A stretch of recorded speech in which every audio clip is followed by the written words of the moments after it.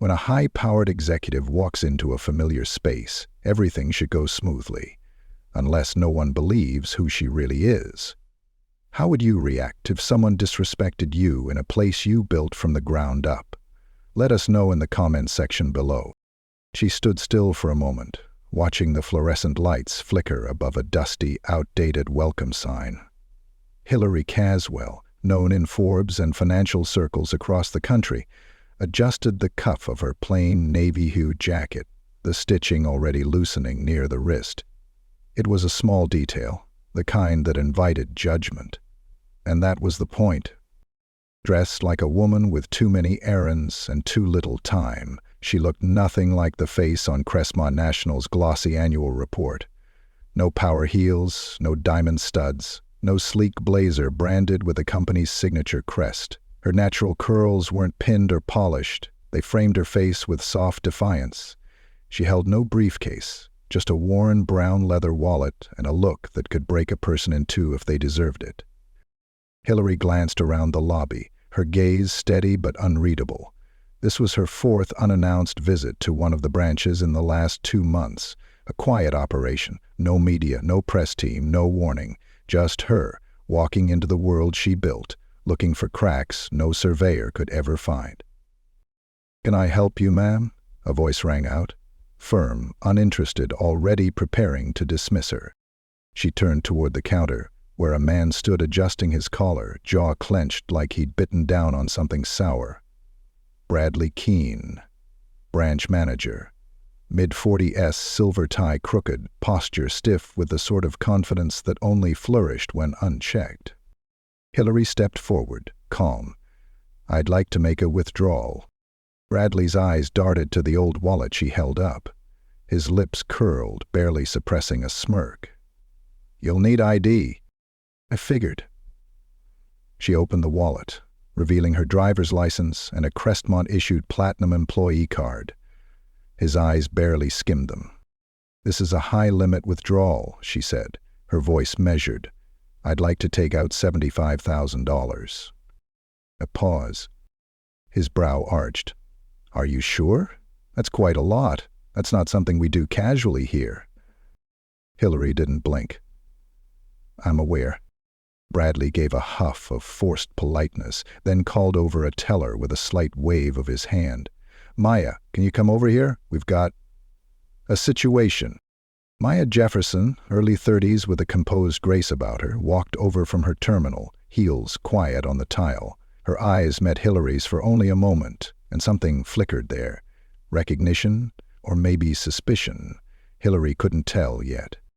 "Ma'am is requesting a large withdrawal," Bradley said, his voice dipping with performative caution. "But the ID and cards don't check out in our system."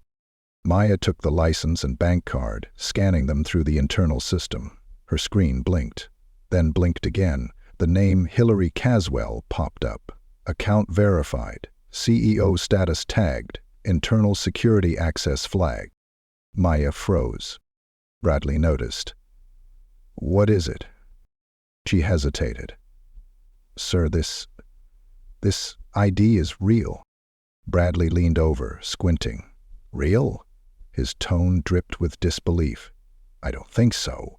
A woman walks in dressed like she just stepped out of a thrift store, claiming to be Hilary Caswell."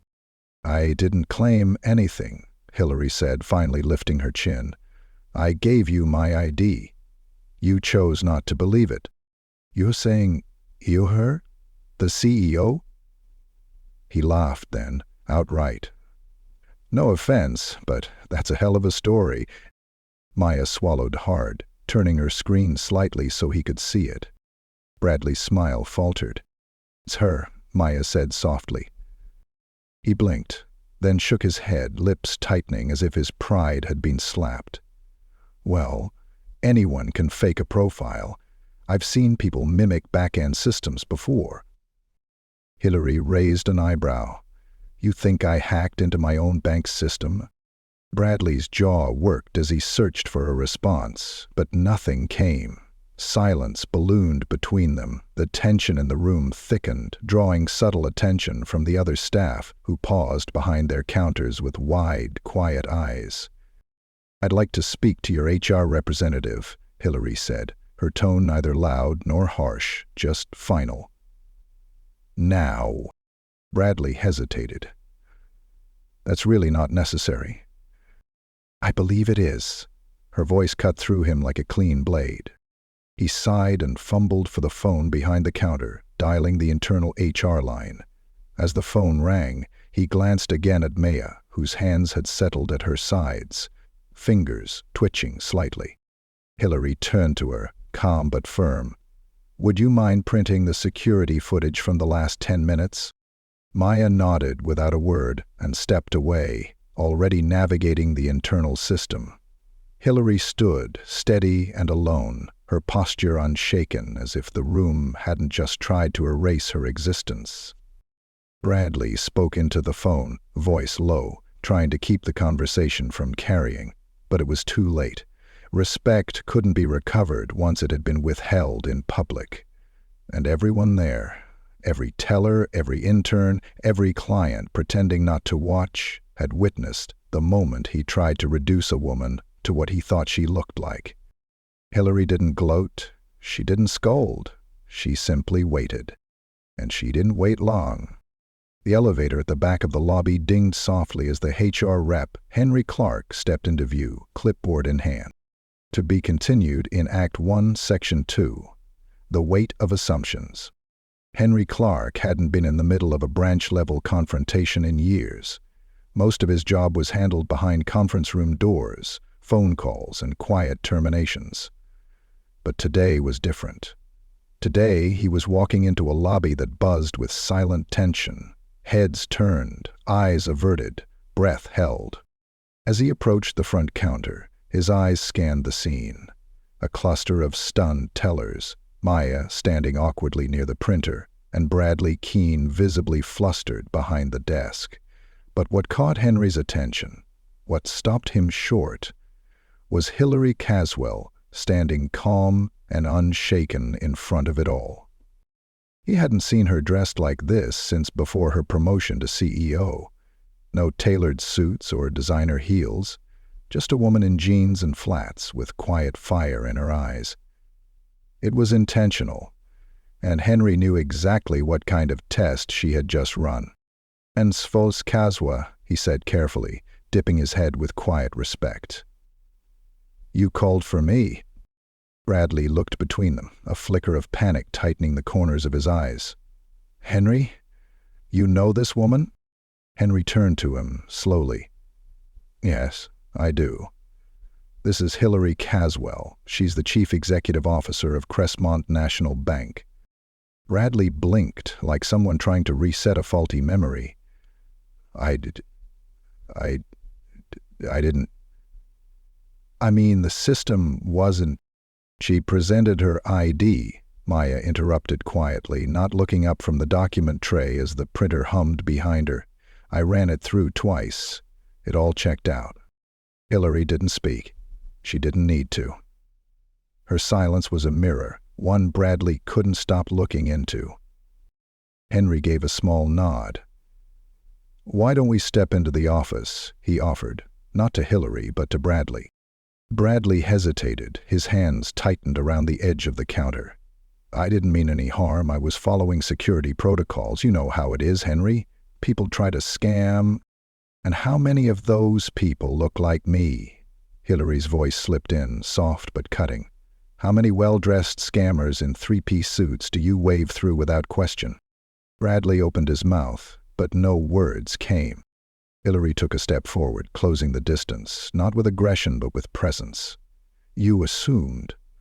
You didn't even look at my ID properly. You saw my face, my hair, my clothes, and you made a call." "Ma'am, I didn't mean it that way." "I'm not ma'am," she interrupted again, firmly. "I'm Miss Caswell, and if you're going to talk about protocols, let's be clear. Nothing in the Crestmont Security Manual permits condescension, dismissiveness, or the kind of interrogation you gave me." A quiet gasp came from somewhere behind the counters. No one was bold enough to say more. Henry stepped in, his voice a measured counterbalance to the rising current. "Let's take this to a private room." "I want it here," Hilary said, her eyes never leaving Bradley's face. Everyone here watched it happen.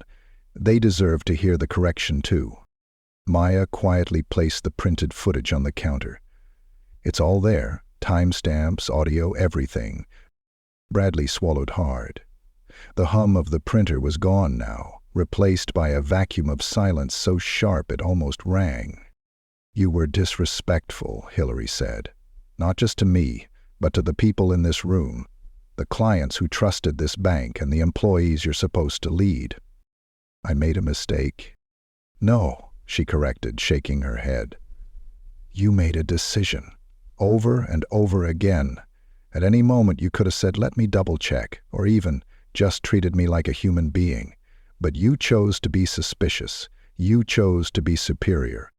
She turned slightly, addressing the room now. Let me make something clear. Crestmont is a bank that prides itself on integrity, transparency, and respect, not because it sounds good in our brochures, but because we know what happens when those values disappear. It starts small, with dismissive tones, with assumptions about what people should look like, and it ends with people being denied what's theirs, or worse. A heavy silence wrapped the room. No one moved. Then Hilary turned back to Henry. Effective immediately, she said, voice unwavering. Bradley Keene is relieved of his position as branch manager. Bradley's face fell. Miss Caswell, please. She raised a hand. No, you do not get to plead for grace you refuse to offer me. Henry nodded solemnly. I'll walk him through the formal process. Bradley stood frozen for a moment, then slowly gathered his things behind the counter. A desk plaque, a mug with the bank's logo, a few scattered papers. As he moved toward the back hallway, he avoided every pair of eyes in the room. Hilary turned to Maya. Thank you for verifying my identity, for doing your job thoroughly even when it wasn't convenient. Maya nodded. I just did what the system told me. No, Hilary said gently, you did what was right. That's not always the same thing. Maya smiled faintly, then turned back to her station, postured just a little straighter than before. Hilary stepped away from the counter, the energy in the room beginning to shift. A whisper of respect moved with her, not the kind born from title, but from action. As she walked toward the center of the lobby, she turned once more to face the team. Today was about more than a mistaken identity. It was about culture, about the subtle ways we either protect people's dignity or destroy it. I won't be in every branch every day, but what happened here will ripple. So you have to ask yourselves, what kind of ripple do you want to be? She gave them a moment to absorb it. Some looked thoughtful, others simply nodded, and a few, like Maya, held something closer to quiet pride. Hilary nodded once, then moved toward the exit. Behind her, Henry resumed quiet conversation with the remaining staff, easing the transition. Maya watched Hilary walk out, sunlight spilling across her figure as the doors parted open. No press, no entourage, just a black woman with her name on the deed, reclaiming what was always hers. The next morning, Hilary sat alone at her desk in the top floor of Crestmont's headquarters, a cup of black coffee cooling beside her. She wasn't reviewing reports, she wasn't returning calls. Instead, she replayed the incident at the Tucson branch over and over again in her mind. Not out of anger, but precision. She wasn't one to act on impulse. Not even when every fiber of her being screamed that someone needed to be held accountable. Her decisions were like architecture, built from the ground up, clean and deliberate.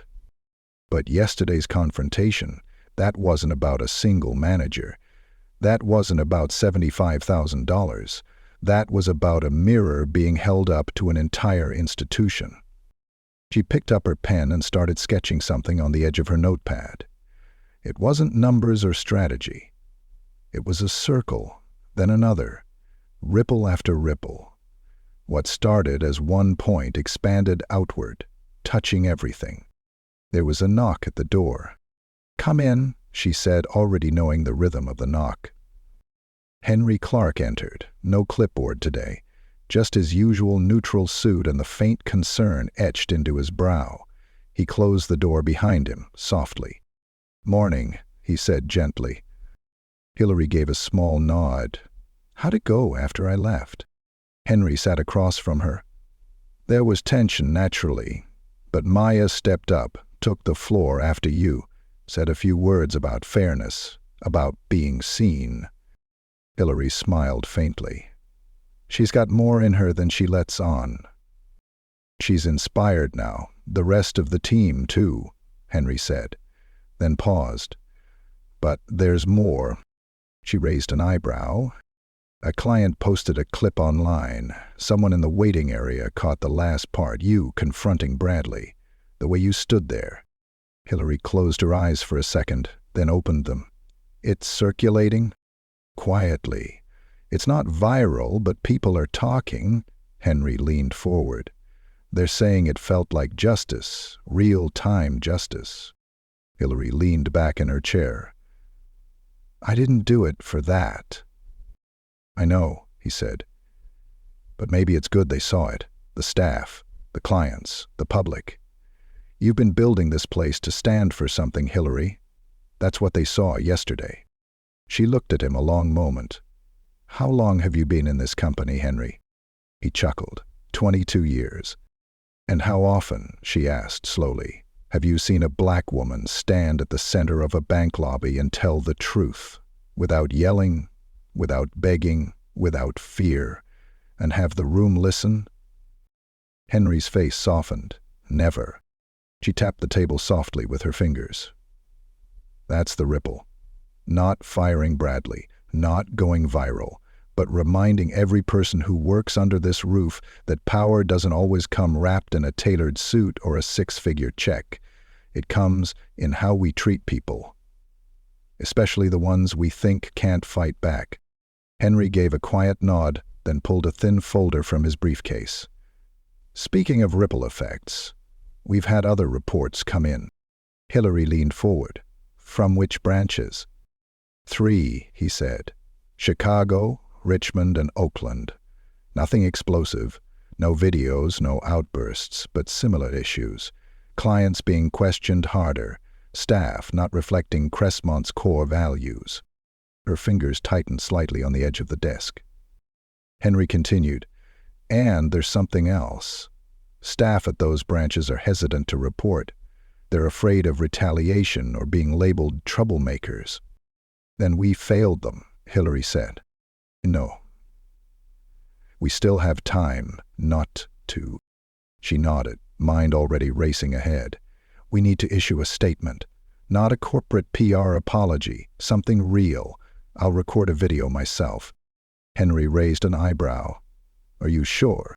"I'm sure, and I want it played at every single branch meeting this week. I want every employee to hear me say it, that respect is policy, not preference." He exhaled. "All right." She stood, walked toward the glass wall that overlooked the city skyline. From up here, the streets looked like a map.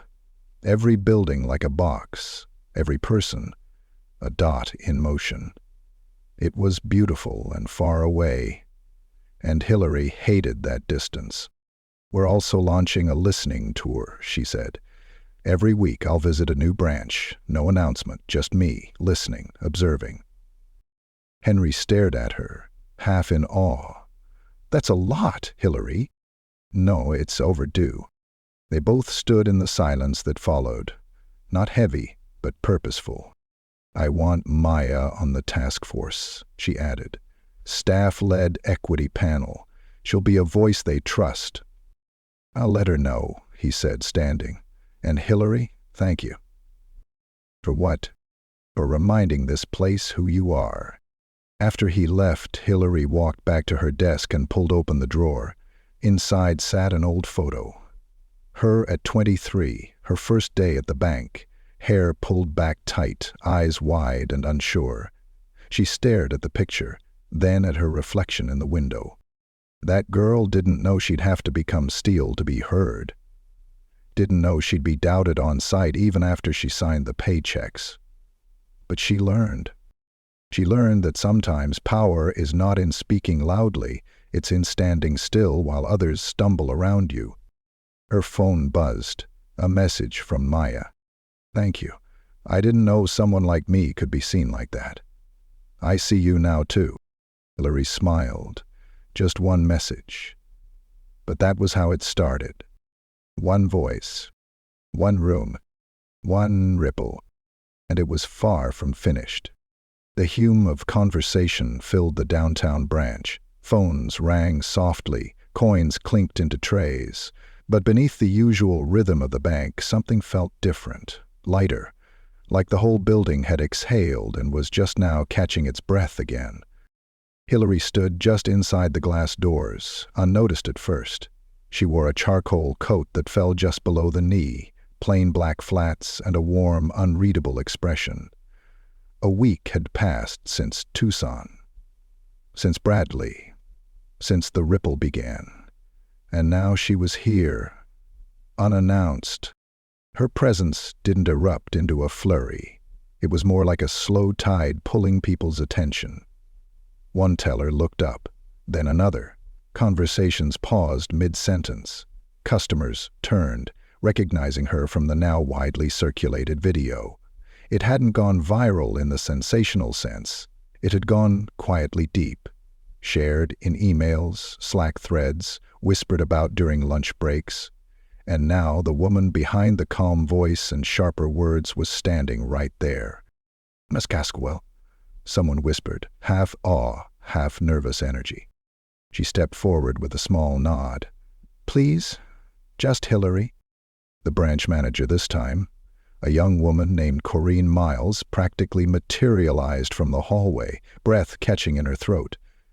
I didn't know you were visiting," she said quickly. "That's the point," Hilary replied. "I'm not here to inspect, I'm here to connect."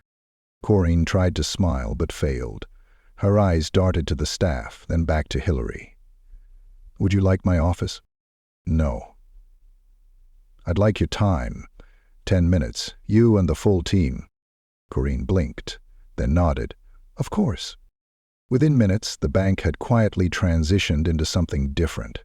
Tellers switched to standby mode. Clients were given the option to finish transactions electronically or wait. Chairs were pulled from offices and arranged in a loose semicircle around the welcome area. Hilary stood in the center, arms at her sides, eyes level with theirs. "I'll be brief," she began. "You've probably seen the video or heard about it. What happened in Tucson wasn't a stunt. It wasn't about embarrassment or retribution. It was about exposure." No one moved. Even the clock on the wall seemed to quiet. "For too long," she continued, "we've taught compliance, but not compassion, procedure, but not presence.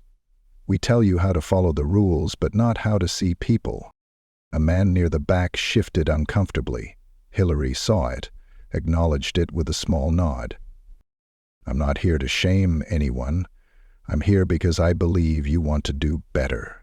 That every person in this room is capable of leading with empathy, not just policy. Because the truth is, leadership isn't just about titles. It's about tone. It's about how you treat someone when no one's watching." Maya Jefferson, standing beside Corinne, gave the smallest of nods. Her presence here was no accident. After Tucson, Hilary had asked her to join the pilot equity and accountability panel. Today, Maya was shadowing, learning what it meant to be seen and heard. Hilary glanced around the room. "You all wear the Crestmont name, but so do I. And I don't wear it because it makes me powerful. I wear it because it reminds me where I started. Some of you know that I began here, in a branch not so different from this one, counting other people's money and wondering if I'd ever have enough of my own to feel stable." A faint murmur ran through the crowd. It wasn't gossip. It was resonance. Hilary continued, softer now. "Every time someone walks into this bank, black, white, undocumented, unhoused, overdrafted, they deserve dignity. Not suspicion, not cynicism, just dignity. She stepped back slightly, then looked to Corinne. "I'd like to hear from the team. If you're comfortable, one thing we're doing right, one thing we can do better." The room was still for a heartbeat too long. Then a young woman, barely older than 20, her name tag reading Jasmine, cleared her throat. "We've gotten better about asking how people want to be addressed," she said quietly. "We used to default to sir or ma'am or assume, but now we ask." Hilary smiled. "That's a start, thank you." Another voice piped up, an older man with a deep voice and reading glasses on a cord around his neck. "We still have some folks here who treat customers differently when they see an account balance on the screen." A few glances exchanged, no denial, just quiet acknowledgement. Hilary nodded. "Let's call that what it is, a bad habit, one we can break." It went on like that, honest, slow, vulnerable. Staff naming cracks in the system, but also seeds of change. Things were far from perfect, but perfection had never been the goal. Progress was. When the meeting ended, Hilary stayed behind, talking to clients, shaking hands, thanking each teller by name. She didn't rush. She never did. When she left, it wasn't to applause or fanfare. It was to warmth. Later that afternoon, she returned to headquarters.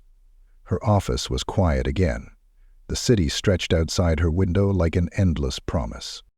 On her desk sat a framed plaque, something new, delivered earlier that morning.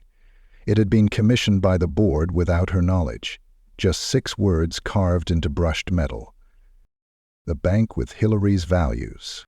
She smiled as she read it, then turned her attention back to her laptop. The equity panel's first workshop would begin the following Monday. The listening tour would continue through the year. And every branch, every staffer, every person would be reminded, quietly, consistently, that the name on the glass didn't just belong to her.